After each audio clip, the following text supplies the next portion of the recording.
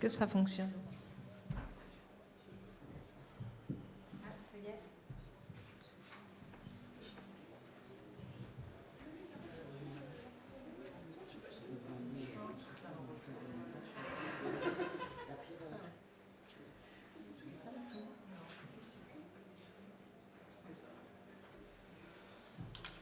Donc, bonjour à tous. L'idée de cet atelier, c'est de vous raconter, on a créé, donc nous on est l'association des scénographes. On est une association nationale qui regroupe les scénographes d'exposition, musées, expositions. Et on a créé les 8, 9, 10 janvier à Nantes, les rencontres de la scénographie. C'était notre deuxième événement de rencontre comme ça. On en avait fait un en 2019 et là c'est donc le deuxième en 2026. Et pour ces rencontres, on était au Château des Ducs de Bretagne et on a questionné la notion de style. Juste pour raconter un peu comment s'est organisé ces rencontres, on avait une première journée entre scénographes et ensuite la deuxième journée était ouverte à tous. Donc il y avait scénographes, maîtres d'œuvre, maîtres d'ouvrage, partenaires et tout public. Et ensuite la troisième journée était également que entre scénographes pour se retrouver et faire commencer cette restitution qu'on vous propose aujourd'hui. Donc on a essayé un peu de résumer ces rencontres en 4 sous-thèmes. Le premier sous-thème, c'était de raconter, donc on est parti sur la notion de style, de patte, de langage. Voilà, est-ce qu'entre scénographes, on peut avoir ces différentes approches stylistiques? Est-ce que c'est une chose qui existe? On a questionné cette notion-là. C'était aussi une manière un peu d'échanger, de comprendre un peu comment chacun travaille, d'aborder un sujet, on l'a raconté sur le film, d'aborder un sujet qui est un peu en dehors du temps, de faire une pause sur nos problématiques extrêmes d'argent, de temps, de la culture qui est quand même un peu en difficulté. Donc c'était pas mal à ce moment-là de faire ce temps de pause et de prendre un peu du recul pour parler de ces éléments stylistiques. Donc les 4 thématiques, c'était le premier, c'était entre scénographes. Est-ce qu'on peut se raconter et dire qu'est-ce qu'on pense du style? Le deuxième, c'était le point de vue des maîtres d'ouvrage, comment les maîtres d'ouvrage ressentent et abordent cette notion de style. Le troisième, on a invité des partenaires qui travaillent à l'étranger ou qui travaillent depuis l'étranger ou à l'étranger et qui ont pu nous donner un retour intéressant sur ce qu'on pourrait appeler la French Touch scénographique. Et le quatrième, c'est sur les langages scénographiques, un peu les nouvelles tendances, injonctions, et on a retenu pour aujourd'hui surtout l'éco-conception. On va laisser la parole à Suzy, qui nous a accompagnés pendant ces rencontres. Suzy Macario, qui est muséographe et qui a eu on a eu la chance plutôt qu'elle nous accompagne et qu'elle soit la modératrice pendant ces 3 jours. Est-ce que je vais peut-être quand même rappelle peut-être le principe du jeu, ça va plaire à tout le monde quand même. Donc en fait, ce qu'on voulait, pour pas qu'on fasse une conférence et que vous vous endormiez, on s'est dit qu'on allait poser des questions. On va vous faire intervenir. En fait, l'idée, c'est qu'à chaque thématique, on pose une question. Là, vous nous dites vrai ou faux. Donc, on va prendre une petite photo. On a pris Tu veux pas prendre une petite photo, Marie-Laure, du vrai-faux à chaque fois? Donc, on va voir un peu comment vous réagissez à chaque question. Nous, on va, par rapport à ces questions, vous raconter la restitution de cette question lors de ces tables rondes. Donc, c'est un peu une synthèse de ce qu'on a ressenti à ce moment-là. Et ensuite, on vous laisse la parole pour que vous continuiez et que vous nous apportiez du contenu sur ces questionnements, sachant que l'idée, c'est qu'on continue un peu tout au long de l'année à questionner cette notion de style. Donc, on a commencé avec ces rencontres, on continue aujourd'hui et on continuera dans d'autres événements. Donc, si vous pouvez nous aider à constituer le fond de ces questionnements, ce serait super. Voilà. Juste du coup, pour vous mettre un petit peu dans l'ambiance, c'est comme ça qu'on avait commencé. Je vous fais une petite une petite intro philosophique ou ce qu'on veut, qui nous avait permis un peu de nous échauffer. Vous voyez, c'est le petit footing avant de commencer les questions sérieuses. On s'est dit, on connaît tous l'expression « waouh, c'est stylé ». Sauf qu'on ne sait pas vraiment ce que c'est, stylé. Qui est stylé, qui n'est pas stylé, est-ce que c'est bien d'être stylé? Le problème, c'est que ce n'est pas vraiment quelque chose, en fait, le style. C'est peut-être une manière de faire, c'est peut-être... on le reconnaît, par exemple, dans des styles. On sait qu'il y a le style rococo, le style empire. Là, il n'y a pas de doute.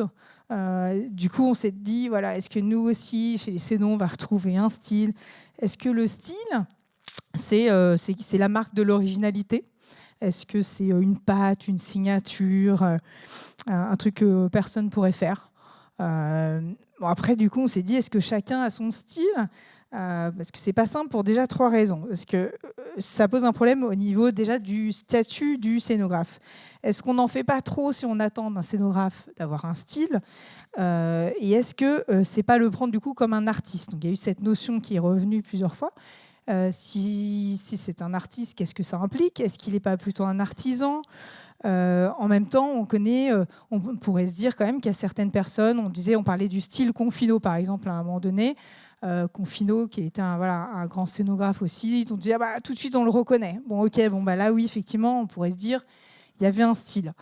En même temps, le deuxième problème qui se posait, c'était si on dit que les Cénons ont un style, ça veut dire qu'ils sont enfermés finalement à chaque fois dans cette espèce de fiche. Ah bah oui, lui il est comme ça, lui il est comme ça. Et donc il y a un petit côté comment on va se renouveler finalement si on a toujours le même style, quoi. Comment on le conserve et en même temps comment on se renouvelle pour pas faire toujours les mêmes expos. Puis troisième problème, c'était est-ce qu'on a vraiment besoin d'avoir un style pour être considéré comme un bon scénographe? Et finalement, on se disait, à force de vouloir trop afficher son style, on ne va plus pouvoir vraiment répondre à cette question de la commande publique qui dit que, en fait, on recherche pas. Peut-être que le maître d'ouvrage ne recherche pas un style, mais il recherche peut-être derrière tout ça comment répondre à une commande. Voilà.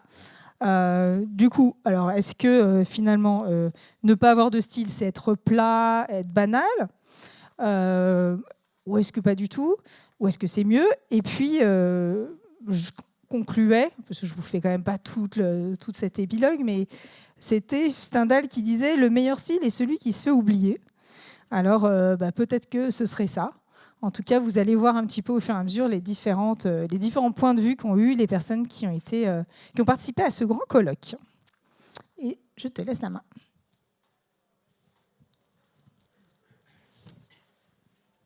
Est-ce que tu veux? Ouais. Oui, le première table ronde, donc c'était sur entre scénographes, comment on peut définir notre style. J'enchaîne donc quand même. Ouais. Donc en fait, on a eu quelques premières réponses des scénographes et c'est après ça qu'on va vous demander aussi votre avis. On commence. Alors d'abord, on vous demande votre avis, puis après, on vous dira ce qui a été dit. Donc peut-on reconnaître le style des scénographes? Donc là, on va commencer à voter et je fais les photos. Attention. C'est pas dans des isoloirs, hein, donc on va savoir. Ah ouais, pas mal, c'est intéressant. Mal. On aurait dû vous faire venir. Hein. Et alors, est-ce qu'il y a beaucoup de scénographes parmi vous? Levez la main. Faut voir, c'est intéressant. Je note les mains levées. Hein. D'accord, super.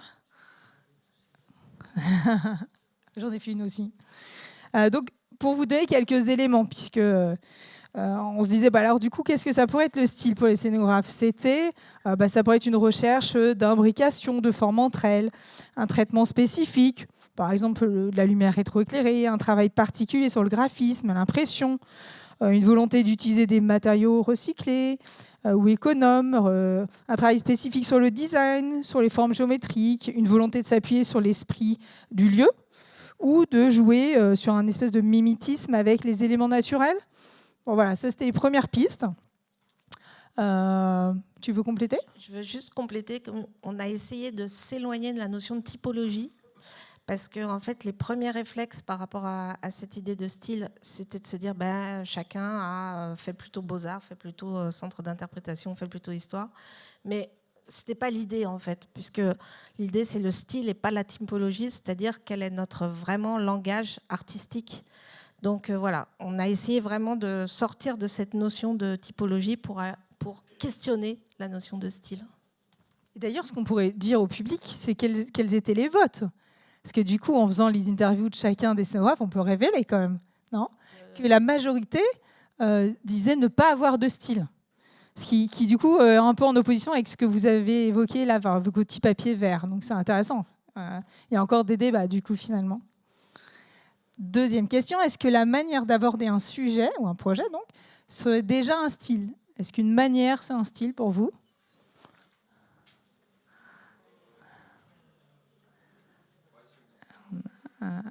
C'est un peu plus mitigé, plus varié. Effectivement, ça a été une des questions, c'est que comme une majorité des scénographes ne voulaient pas s'enfermer dans un style qui aurait été une forme, on s'est dit peut-être qu'on va nous reconnaître à partir de notre manière de faire. Donc quelqu'un qui serait plus du type de la narration, du récit, quelqu'un qui exprime plus la collection, qui a plus un ressenti du lieu, quelqu'un qui cherche un geste fort ou un effet spectaculaire, par exemple, instagrammable, ou quelqu'un qui aurait plus une volonté de faire un acte social ou artistique. Voilà, ça a été quelques réponses. Ce qu'on vous propose là, c'est donc à chaque thématique, c'est de vous laisser la parole si vous avez envie d'intervenir, d'approfondir ce sujet. Donc là, je rappelle qu'on est plutôt dans la partie les scénographes ont-ils un style? Et donc, c'est plutôt sur cette question-là de notion de style si on est scénographe. Comme il y en a beaucoup qui estimaient qu'ils avaient un style, les scénographes, est-ce que certains veulent témoigner en disant oui, je sais pas, pour moi c'est sûr que les scénographes ont un style, d'ailleurs je les reconnais quand je vais voir une expo ou quelque chose comme ça?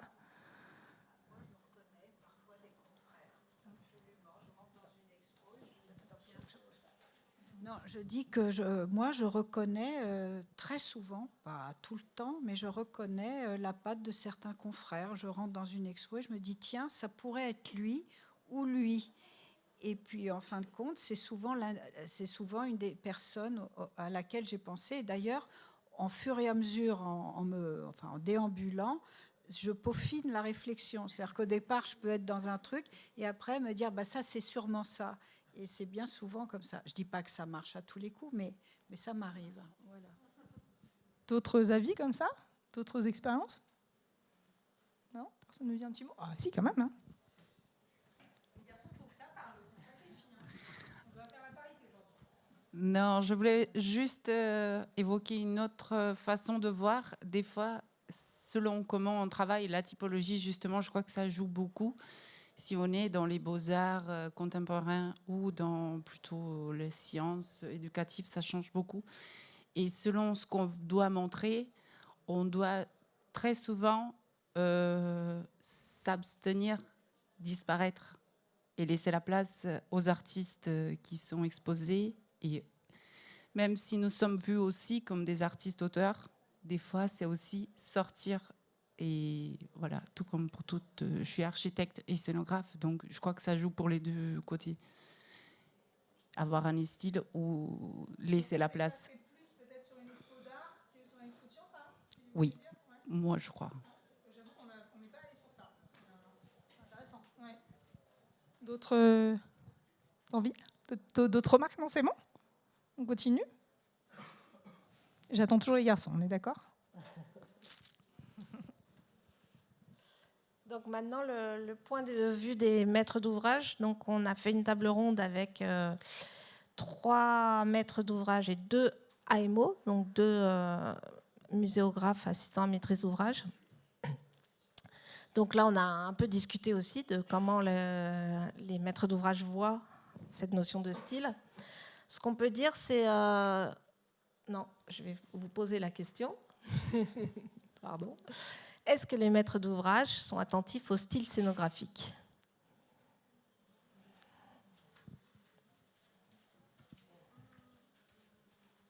Oh, incroyable.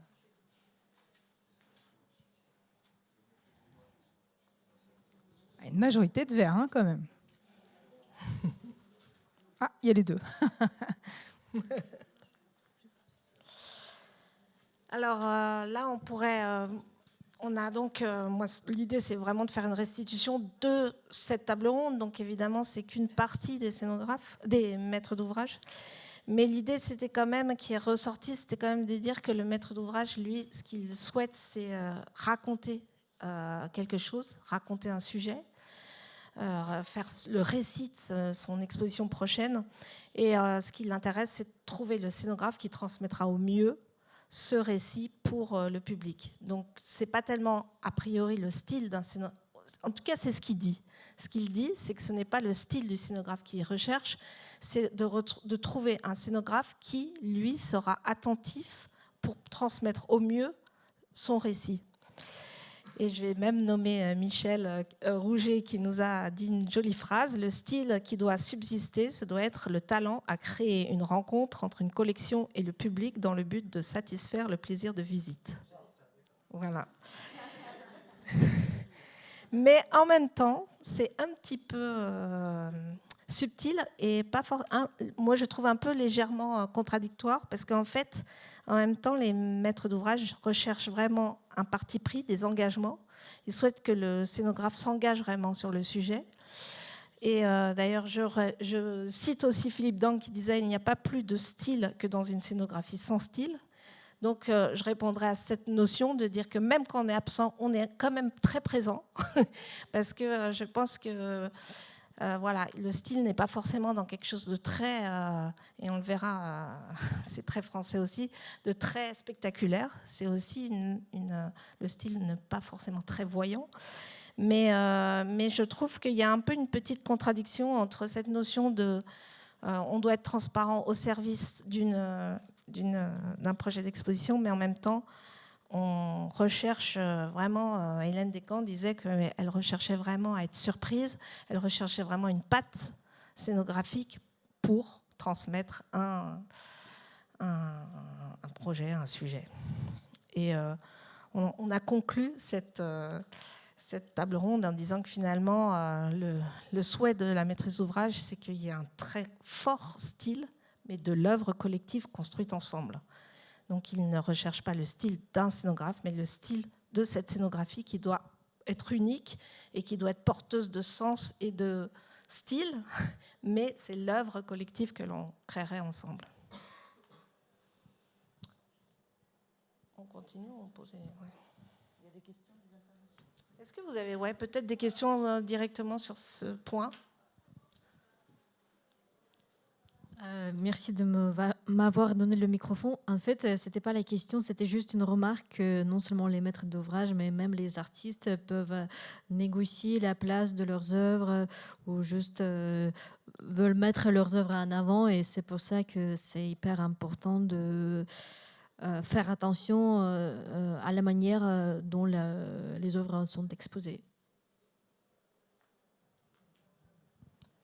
Oui, c'est vrai qu'il y a c'est pour ça que je dis œuvre collective, parce qu'en fait, il y a nous, scénographes, mais il y a la maîtrise d'ouvrage, mais il y a aussi pour tout ce qui est présentation d'œuvres artistiques, les artistes eux-mêmes. Hein. Oui, donc il y a tout un panel de personnes qui participent à ce projet d'exposition. On a un maître d'ouvrage quelque peu talentueux, des choses à nous dire. C'est gentil, merci. Non, juste pour, est-ce qu'on est attentif au style scénographique ? On avait évoqué que c'était pas tant le style qui était, on était peut-être plus attentif, et je vous avais dit que on pouvait appeler, quand il y a un cahier de référence dans l'appel d'offres, appeler les autres collègues de musée avec qui ont travaillé avec le scénographe. On le fait. Et je pense que c'est ça qui est plus important. Et plus que le style, c'est est-ce que vous avez réussi à travailler avec cette personne, avec ce groupement de scénographes, hein, voilà. Et je pense que c'est la rencontre. La rencontre est plus importante que le style. Et quand on peut, dans le cadre des marchés publics, avoir une lettre d'intention, avoir ce qui est encore mieux, et ce n'est pas toujours le cas, un oral où on peut échanger avec les différents scénographes qui se présentent, pour en effet comprendre, et ça c'est quelque chose qui, moi, m'importe, que le scénographe comprenne bien l'attente et répondra aux propos, Et une fois qu'on saura qu'il répondra au propos, c'est son métier, et donc il le fera avec style, avec classe, avec élégance, en nous surprenant. Mais je pense que vraiment, en tant que maître d'ouvrage, l'important, c'est que le scénographe qui va œuvrer sur l'exposition comprenne le sujet, le propos, et soit en phase avec les collections qu'il faudra présenter. Enfin, voilà. Pour moi, c'est vraiment ça, ça prime. Après, il peut avoir un style. Et surtout, moi, je déteste avoir la même expo que le musée voisin, parce qu'il a travaillé avec le même scénographe. Donc, ça ne m'intéresse pas que le même scénographe ait le même style partout, parce que du coup, je trouve que c'est pas... Une expo, c'est unique. Et donc, il faut qu'aussi sa scénographie soit unique, et pas forcément qu'on se dise d'office, ah oui, c'est machin qui l'a fait. Et d'ailleurs, ces machins qui l'a fait ne concernent que nous, professionnels de musée. Il ne faut pas oublier qu'on fait des expositions pour le grand public, et que le grand public ne connaît pas les scénographes. Et quelque part, c'est pas grave. L'important, c'est qu'ils aient une super expérience de visite, d'exposition, quel que soit le style, finalement, du scénographe retenu. Je crois que, merci, je crois qu'il y a effectivement cette notion de dialogue. Et cette notion aussi, d'ailleurs, on en parlait, nous, quand on a discuté entre nous, de cette manière d'aborder un sujet, mais vous l'avez exprimé aussi, maître d'ouvrage, qu'on peut aussi parler des scénographes, de leur manière d'aborder un sujet, de leur manière de communiquer, de leur manière de développer une thématique. Et que ça aussi, apparemment, pour certains d'entre vous, c'était aussi une manière de classer, de classer ou pas les scénographes dans la manière d'aborder la scénographie, dans leur groupement, dans leur dialogue. Et moi, je dirais qu'on vous engage, les maîtres d'ouvrage qui sont ici, à dialoguer avec les scénographes en début de projet, avant le choix. Puisqu'un bon projet, c'est un bon tour de table, donc il faut qu'il y ait un bon échange entre les différents partenaires. D'autres questions sur pas questions, mais d'autres retours sur ce sujet? Je trouve qu'on avait un maître d'ouvrage stylé, là, quand même. Ouais. Et c'est un bel enchaînement, parce qu'on s'est rendu compte aussi qu'à cette table ronde, on n'avait quand même que des sachants, des maîtres d'ouvrage qui étaient présents et qui connaissaient le dialogue avec les scénographes, qui avaient déjà fait des expositions. Et ce n'est pas toujours le cas. Donc, notre question, l'expérience de la maîtrise d'ouvrage en réalisation d'exposition influence-t-elle l'approche du style scénographique? À vous.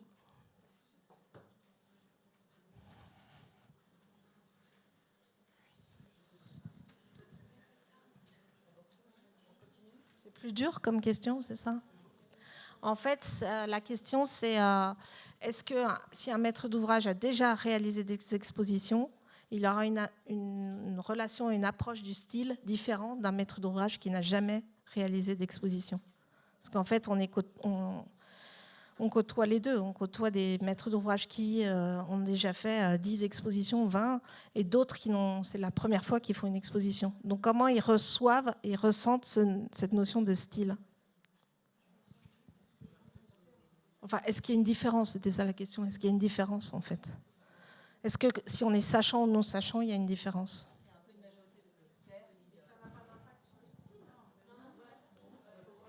C'est pas un impact sur le style, c'est... Est-ce que si on est sachant ou non sachant, est-ce qu'on aura un regard sur le style différent?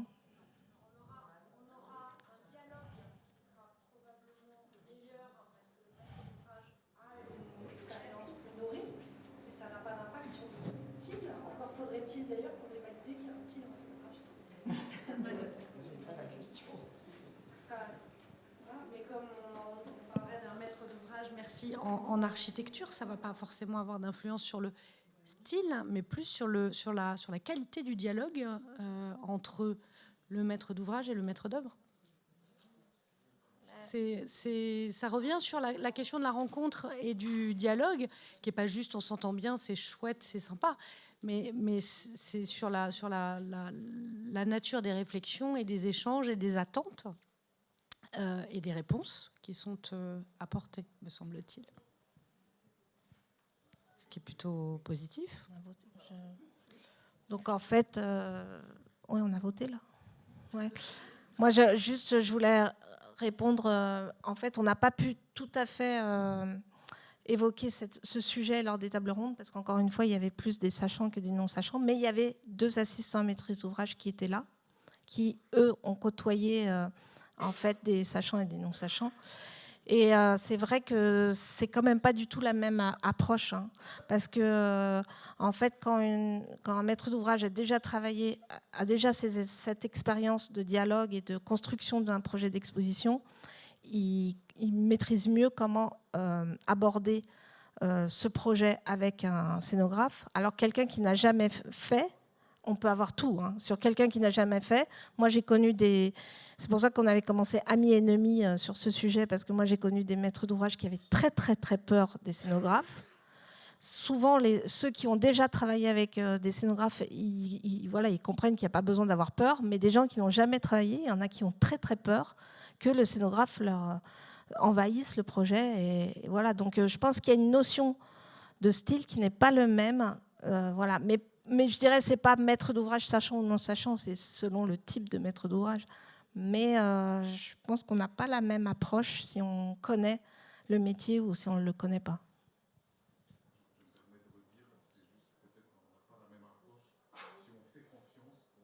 On ne se fait pas confiance. C'est ça la nuance, je dirais. Parce qu'un maître d'ouvrage, qu'il est sachant ou pas sachant, il est porteur d'un projet. Et donc, s'il fait confiance, on collabore pour construire c'est le projet qui porte. Bien sûr qu'il y a des choses esthétiques qui peuvent évoluer.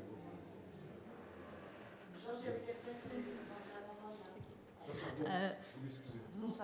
Moi, je suis une jeune commissaire d'exposition et bien sûr que je n'ai pas beaucoup d'expérience de scénographie, mais j'ai une hypothèse que peut-être en théorie, quand on commence, on veut avoir que ça soit le plus immersif et le plus attrayant possible. Peut-être on va un peu exagérer notre moyen d'approcher la scénographie, tandis que les scénographes professionnels, ils vont faire la même chose avec moins de moyens, mais d'une manière réaliste.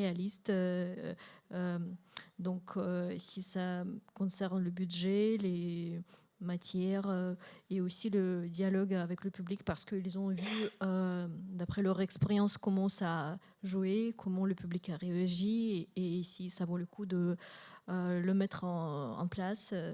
Et je pense que des fois, peut-être les scénographes avec moins d'expérience, ils peuvent utiliser les moyens qui ont été inutiles ou qui, l'inverse, ont manqué dans leur approche. Et je pense que c'est la question, il faut un peu reformuler. Donc, elle n'a pas influencé le style, mais peut-être l'approche de mettre la scénographie en place.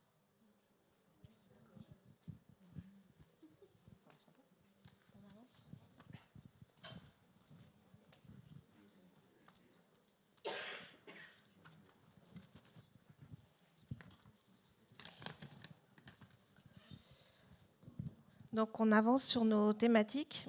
Là, on a questionné la French Touch. Est-ce qu'il y a une French Touch scénographique? Donc, on avait donc autour de la table 6 personnes qui ont beaucoup travaillé à l'étranger. Donc la première question, existe-t-il une French Touch scénographique, bien sûr?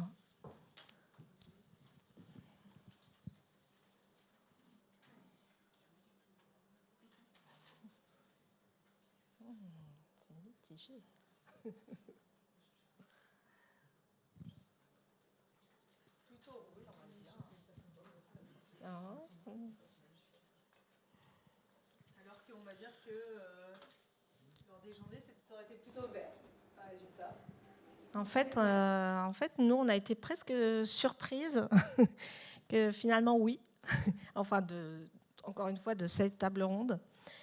Si je peux, j'essaye de résumer.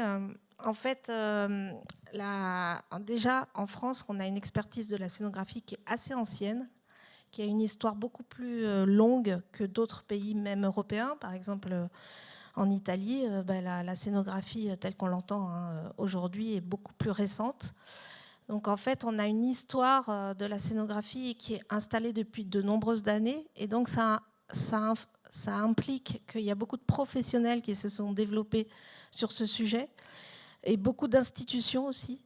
Et on a une reconnaissance institutionnelle que l'acte de scénographique, enfin d'un projet scénographique, là je ne parle pas forcément que de scénographe, mais de l'acte de faire une exposition, un projet d'exposition est vraiment reconnu, est un acte reconnu intellectuellement et artistiquement en France, ce qui n'est apparemment pas forcément le cas dans pas mal de pays.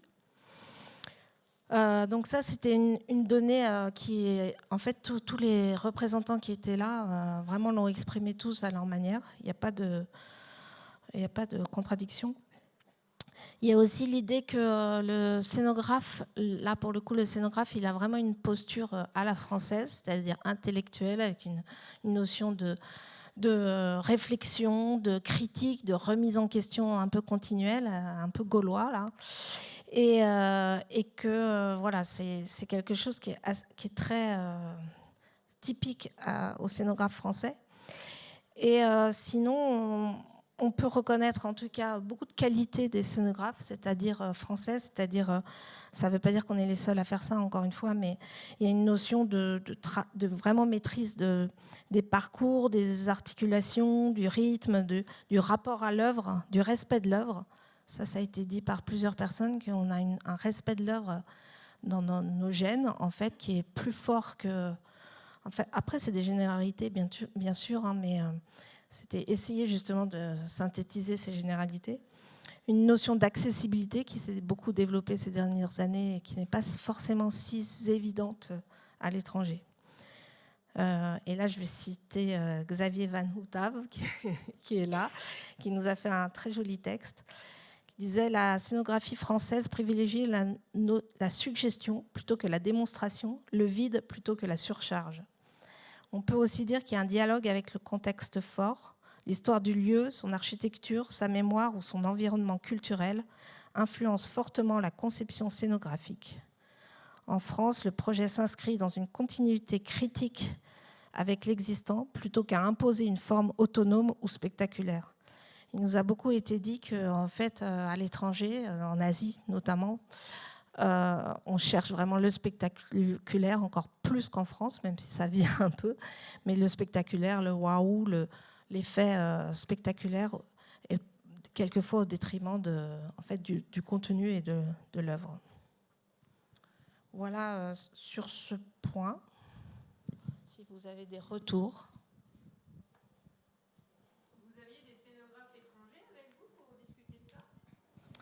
Alors non, on n'avait pas de scénographe étranger.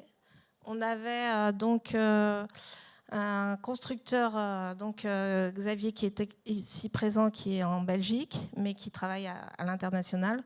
On avait Loretta, qui est scénographe pas étrangère, mais qui a beaucoup travaillé à l'international. On a Vincent Roiran, qui est multimédia, mais qui travaille beaucoup aussi à l'international. Et Claudie Bonavita, qui fait partie de France Museum, qui travaille pour Abu Dhabi et pour l'Afrique. Donc, ils ne travaillent que à l'étranger, eux. Ils sont françaises, mais ils ne travaillent que à l'étranger. Et Marie-Grace, qui a travaillé pour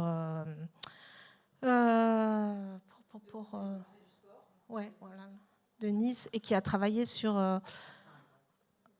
mais elle était là parce qu'elle a travaillé sur l'exposition sur les Jeux Olympiques. Donc elle avait un regard aussi étranger. Donc on n'a pas eu, malheureusement, on avait cherché un peu à avoir des scénographes étrangers, mais on n'a pas réussi.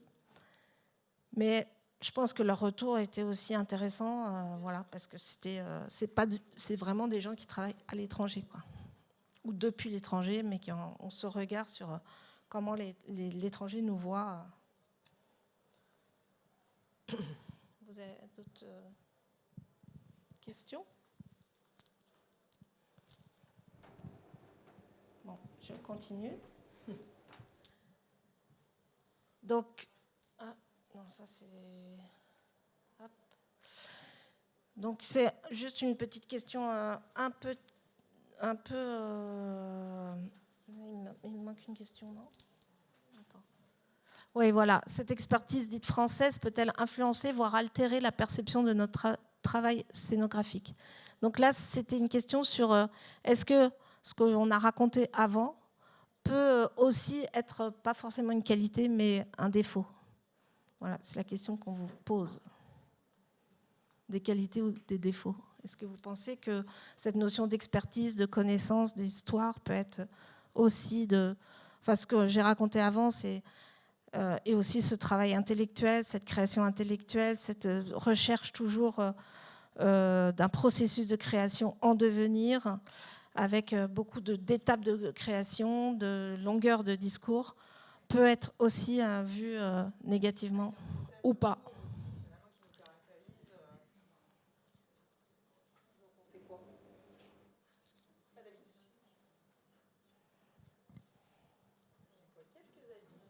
Plutôt non.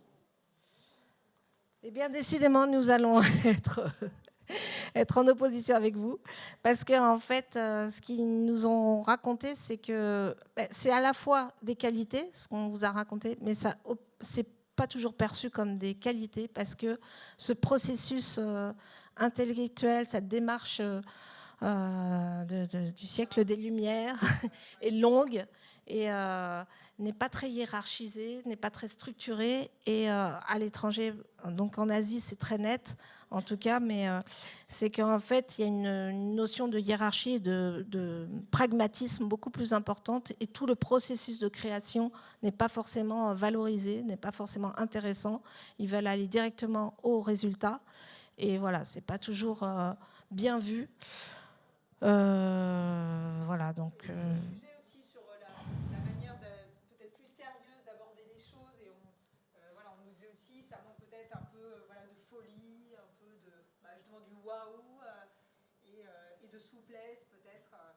Et nous-mêmes d'ailleurs, on avouait notre manque finalement de connaissance des autres pays et de leur façon de réfléchir. Et c'est ça qui nous manque si on veut aller à l'international, c'est être capable de changer nos méthodes. Et pour l'instant, on ne donne pas signe qu'on est très capable de changer notre façon de faire. C'est peut-être ça qui manque un peu. En fait, cette notion aussi enfin c'est un petit peu ce qu'on va dire après, mais cette notion aussi qu'on est plusieurs spécialistes, qu'on se regroupe à plusieurs et qu'on apporte une expertise très poussée, sur plein de domaines. Mais cette expertise, elle peut être vue aussi comme complexe, comme non efficace, comme lente. Et apparemment, à l'étranger, les projets vont souvent beaucoup plus vite aussi. Donc, avec un temps de conception plus rapide que l'on peut connaître en France. Et voilà, que cette lourdeur un peu de pensée peut aussi être mal interprétée, ou mal comprise tout au moins. Oui, puisqu'ils ont aussi des agences qui intègrent tout. Voilà, ils font de la production d'expo, et donc tout est mêlé, et on ne passe pas leur temps à dire c'est l'éclairagiste, c'est le machin, il faut qu'on dialogue. En gros, c'est voilà, l'œuvre, elle avance. Bonjour. Je voulais juste dire que l'étranger, c'est très vaste. Oui, oui. Et... pays, parce qu'on a vraiment pas oui, mais pour ma part, donc, je suis scénographe et je travaille à Londres. Et les processus sont différents de la France, mais globalement, il y a beaucoup de similarités. Les phases de projet ont des noms différents, mais sont globalement les mêmes. Et les équipes de projet ont les mêmes compétences. Enfin, on travaille aussi avec des éclairagistes, avec... des concepteurs de médiation, avec les mêmes corps de métier qu'en France, et du coup, c'est pas si différent. Ouais, l'Angleterre, ça change un peu moins, effectivement. Là où il y en a des gros fossés, c'est sur toute l'Asie, l'Amérique, le Canada, où il y a vraiment des oppositions. Tout à fait. Mais moi, j'étais surprise, mais apparemment en Italie aussi, en tout cas. Okay. Donc voilà. Et après, j'ai un peu travaillé aux États-Unis aussi, et pour le coup, je trouvais qu'il y avait le shift, c'était que le projet était vraiment dans une optique d'inclure les publics plutôt que de mettre en avant les œuvres. Et que du coup, peut-être que ça joue dans la balance aussi de savoir si l'institution, elle protège un patrimoine ou si l'institution, elle essaye de faire venir des gens. Et ça joue peut-être sur le résultat final.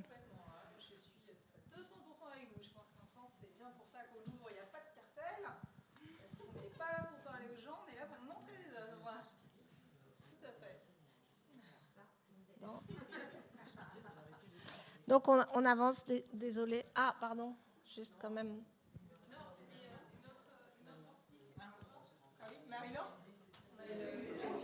La dernière, je l'ai. Apparemment, il faut qu'on arrête maintenant. Ouais. Oui, pardon. Encore une autre optique, en sortant de alors vous avez évoqué l'Asie, mais aussi, moi je suis brésilienne, italienne, je commence au Brésil, et là, toute l'Amérique latine, ça change beaucoup, la façon de travailler. Mais là, je crois que plus du côté culturel, la façon de vivre, mais aussi l'argent, budget. Et là, oui, on travaille différemment parce que l'argent, elle passe en avant. Mais oui, les corps de métier, les savoir-faire sont tous les mêmes, hein, qu'ils soient en Angleterre, aux États-Unis, ici. Moi, j'ai travaillé un petit peu de partout et c'est l'argent qui change tout.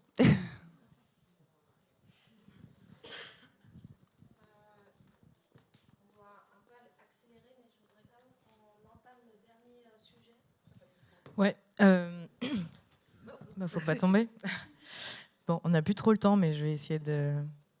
Donc la dernière table ronde des rencontres de la scénographie, elle a été.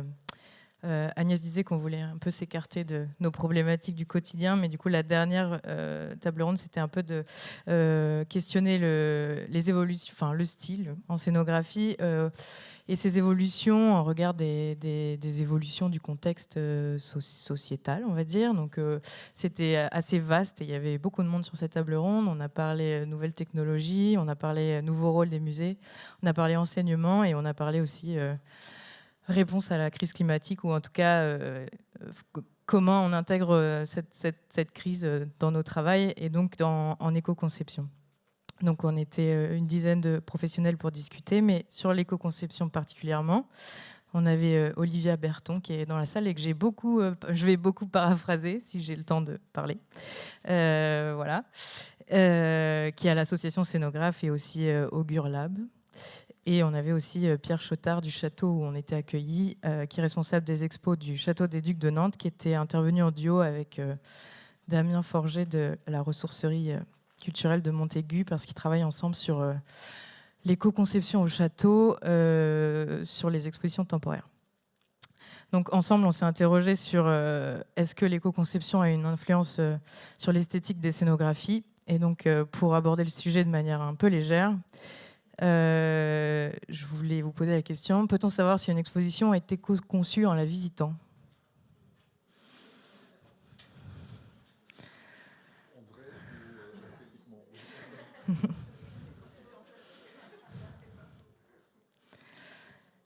Bah, vous êtes mitigé, donc donc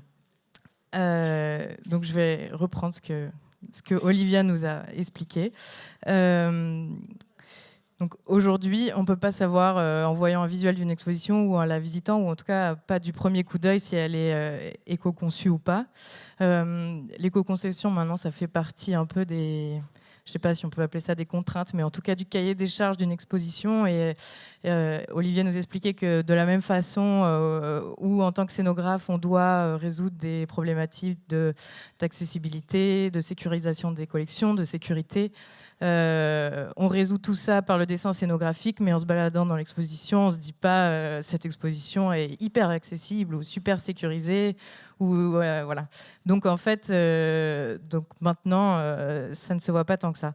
Pourtant, on a un peu ce stéréotype qu'une exposition éco-conçue, c'est une exposition construite avec des palettes. Mais du coup, Olivia nous a bien démenti que non, l'éco-conception, c'est pas ça. C'est une pratique qui consiste à essayer de réduire notre impact environnemental quand on fait de la scénographie. C'est une approche du projet qui s'inscrit dans un cycle de vie plus long, c'est-à-dire de travailler. Voilà, j'essaie d'être. Et c'est aussi une démarche. Donc c'est s'appuyer sur l'intelligence collective, sur tous les partenaires pour trouver des solutions ensemble sur comment réduire notre impact. Et c'est pas voilà. Et d'ailleurs, j'avais donc Olivia, t'es la star, parce que Olivia nous a montré des photos de ses projets qui, du coup, sont éco-conçus et ça ne se voit pas comme ça. En tout cas, ça s'éloigne de l'esthétique palette. Voilà. Et j'ai mis aussi des images de ce que met en place le château avec la ressourcerie culturelle, qui du coup, bon, je ne vais pas en parler parce qu'on n'a pas le temps, mais un partenariat qui leur permet de maximiser le réemploi et la réutilisation des vitrines, des cimaises, etc., qu'ils utilisent sur plusieurs expositions. Ça ne se voit pas que c'est éco-conçu, pourtant c'est les mêmes matériaux. À chaque fois, on a une nouvelle esthétique et qui est aussi très qualitative. Et voilà. Bon, je ne sais pas si on a trop le temps, mais si vous voulez réagir. Ah non. Bon, je continue et on fera les questions à la fin. Deuxième question, qui est un peu contradictoire, mais qui est intéressante à aborder quand même. C'est est-ce que les pratiques d'éco-conception ont, selon vous, fait émerger de nouvelles esthétiques ?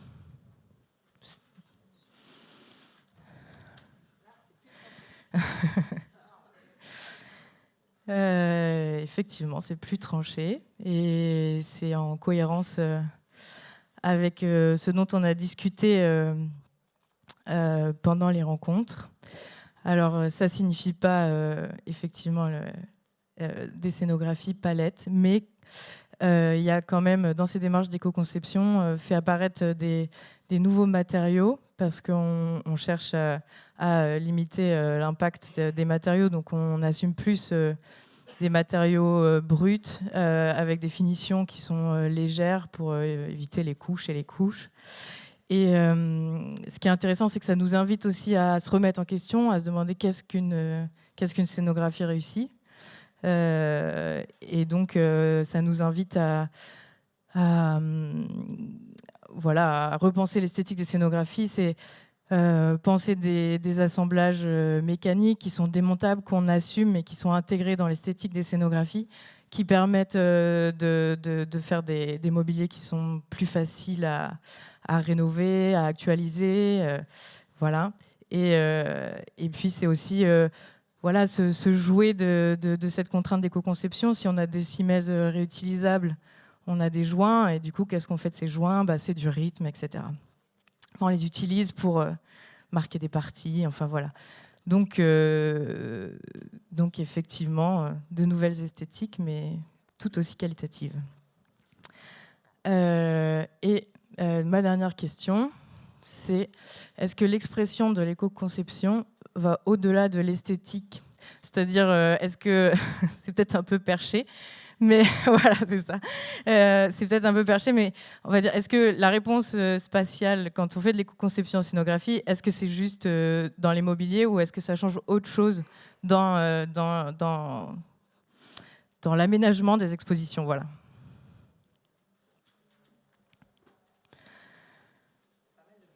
Ouais. Et ben voilà, vous êtes tous perchés comme moi, donc c'est super, ça me donne de l'espoir. Et donc effectivement,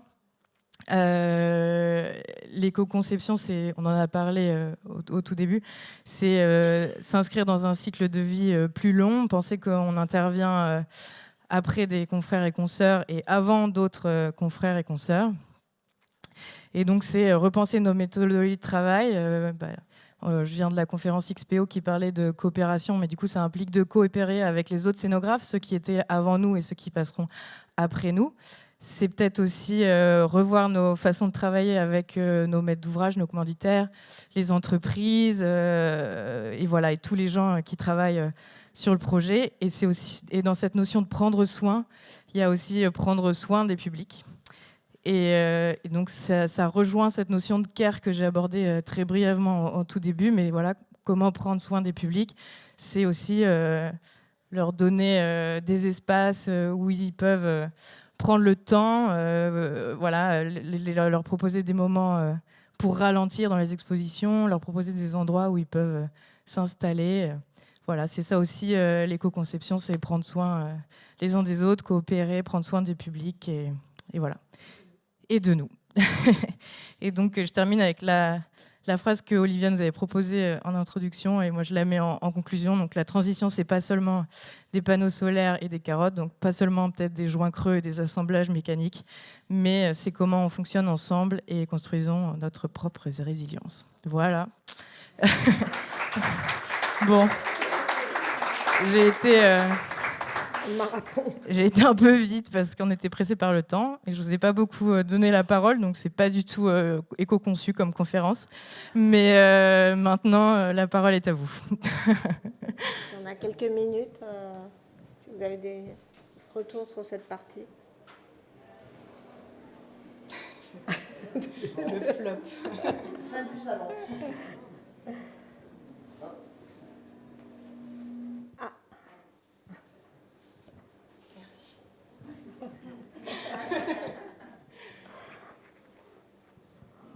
C'était super, merci. Non, je vais peut-être ouvrir une autre porte, mais on pourra en parler après. J'ai visité la Fondation Cartier là, dans la semaine et on se posait la question avec la nouvelle mise en œuvre de la base faite par Forma Fantasma. Je posais la question à la médiatrice si elle savait comment c'est ce cahier de charge. J'aimerais bien savoir si quelqu'un le sait. Pour les futurs, je veux bien voir la prochaine expo. Est-ce que toutes ces bases qui sont très chères et très bien dessinées, voilà, il y a un style très particulier, très bien mis en avant. Est-ce qu'il est obligatoire, on va dire, d'être réutilisé ou pas?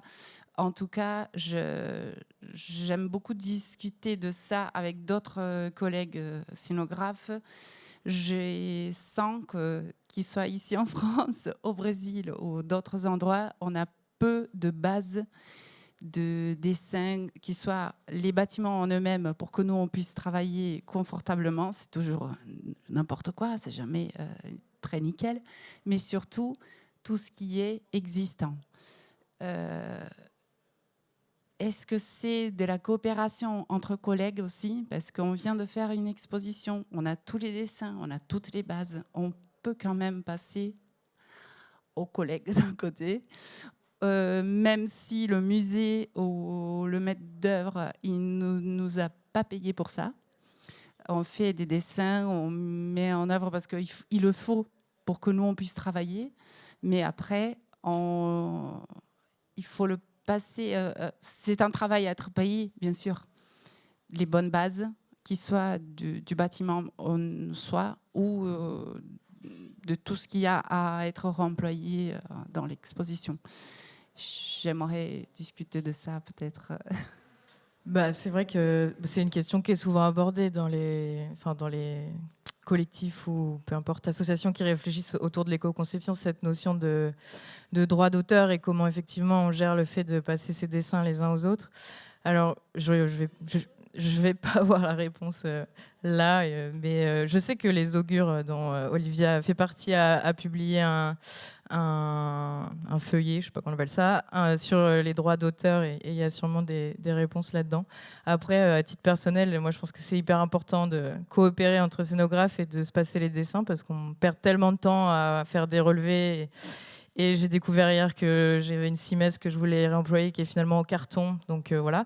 Mais donc voilà, ça évite ce genre de mauvaises surprises et c'est bien de voilà. Après effectivement, toute cette question de droit d'auteur, il faut s'y pencher et il faut la résoudre avec nos maîtres d'ouvrage et avec les enfin voilà, de manière législative. Enfin voilà. Mais entre nous. En tout cas, s'entraider, ça me paraît nécessaire. Et après, effectivement, ce que je voulais dire, c'est qu'il y a aussi nos bonnes volontés de scénographes de créer des assemblages démontables et des choses réemployables. Il faut aussi travailler avec les maîtres d'ouvrage pour qu'eux aussi s'en emparent, parce que parfois, on leur propose des systèmes, on a l'impression que c'est génial et qu'ils vont les garder pendant 10 ans, et puis on revient 2 ans plus tard et on voit que tout a disparu parce que peut-être c'était pas si bien que ça. Enfin, voilà. Donc la coopération, c'est aussi peut-être prendre le temps d'avoir les retours des maîtres d'ouvrage sur ce qu'on propose, sur est-ce que c'était vraiment aussi bien que ce qu'on l'avait imaginé. Voilà. Alors moi, ce que je voulais juste... Oui. La question de sécurité aussi. Qu'est-ce qui se passe si je récupère des cimaises qui tombent alors que c'est pas moi qui les ai faites? Alors, Ou il y a des plusieurs Siemens. choses. En principe, il y a été une époque où effectivement on travaillait, les scénographes travaillaient et on était obligé de faire systématiquement le relevé des espaces dans lesquels nous devions intervenir parce qu'il y avait des erreurs, les plans étaient datés.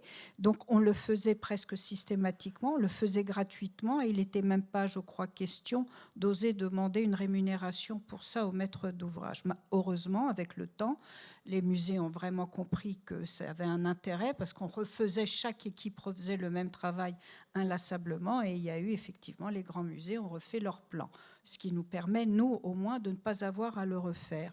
En ce qui concerne après les choses qui sont réutilisables, que ce soit les vitrines, les capots, les socles, les cimaises, le musée est censé aussi nous remettre à jour d'une exposition à l'autre le matériel qu'ils ont à disposition. Ce n'est pas toujours très juste, mais en principe, les gens sont chargés de tenir à jour ces listes-là. Après, la chose qu'on peut faire transmettre à celui qui vient après, c'est les plans de ce qu'eux veulent récupérer. Donc au démontage, il y a un accord entre notre équipe, entre notre entreprise et l'entreprise suivante. Donc on peut faire ce travail-là, mais on le fait parce que c'est l'intérêt du projet et du nôtre et du leur. Voilà, mais je ne sais pas si j'ai répondu entièrement. Mais d'ailleurs, à propos des droits d'auteur, il me semble que dans la dernière version du Code des marchés publics, en tant que scénographe, comme on est rentré dans les fameuses cases de artiste-auteur, on est censé toujours facturer des droits d'auteur sur la partie conception. Et ça devrait être obligatoire dans les DPGF, mais je crois que je l'ai vu une fois, moi. Oui, il n'y a jamais la case, alors que c'est légalement obligatoire, mais cette case n'apparaît pas. Donc, ce serait aussi une forme de réponse. Bah, voilà, on cède nos droits, on cède nos plans, et voilà. Mais bon, là, ça dépend pareil. C'est au-delà de nos compétences, mais il faut le faire remonter, c'est évident. On doit terminer la conférence pour laisser la place au suivant. Donc, on vous remercie pour votre participation. Merci beaucoup et votre écoute. Merci. Il n'y a pas de suivant, c'est la fin du salon. Mais non, il y a 2 ateliers après.